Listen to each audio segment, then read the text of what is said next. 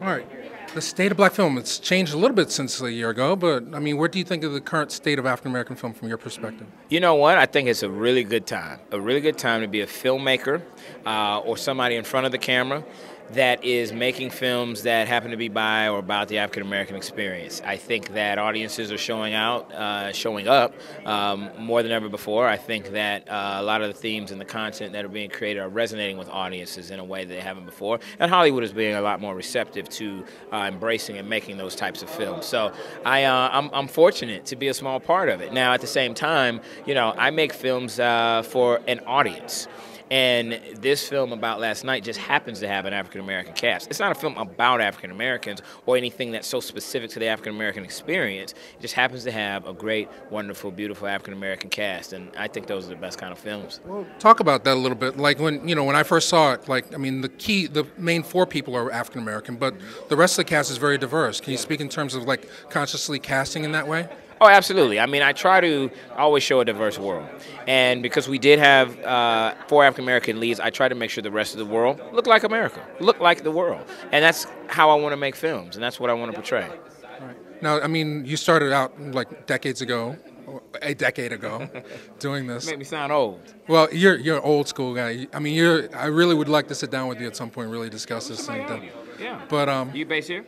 You're in Philly? I'm based in Philly, yeah. Okay. But in terms of the changes, what's the difference between now and 10 years ago when you first started? You know what, the film industry works in cycles, and just like with any genre, horror or romantic comedy or sci-fi, it works in cycles where there's a period of time where a certain kind of film is hot, and then it'll cool, and then it'll pick back up.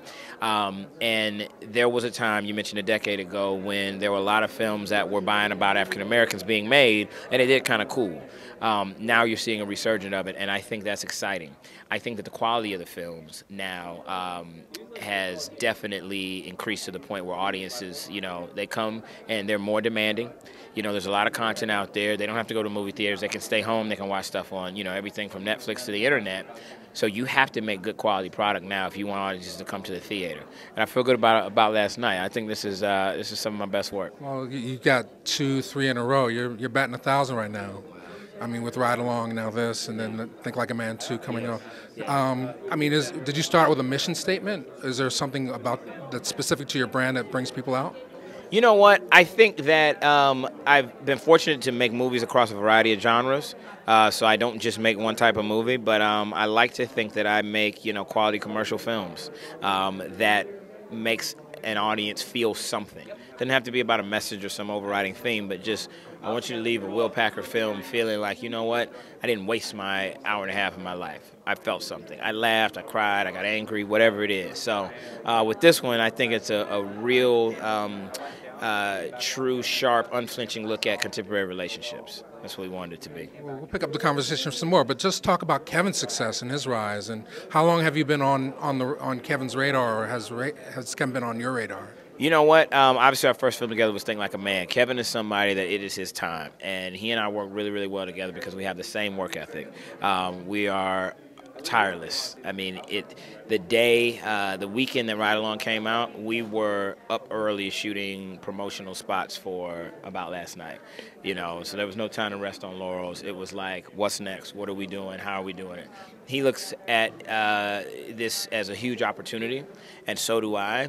And so you don't squander an opportunity like that. And he's not squandering it. It is his time. He's one of the best doing it. His style and timing is resonating with audiences, and I'm happy to be a part of it and be able to support him. Okay, so last question, 10 years from now, where's Will Packer? What is the state of African-American film? 10 years from now, I think Will Packer's still making movies. I think he's making television. I think he's probably making content for a format or a distribution platform that maybe we don't even know exists today. And I think that films have become very diverse at that time. I think 10 years from now, the label African-American film may not even be necessary. I think that you'll see films that will be by and about African-Americans that, will also showcase people of all races and all cultures and background ethnicities. That's what I think the state of film in America is going to be. Awesome. Thank you, man.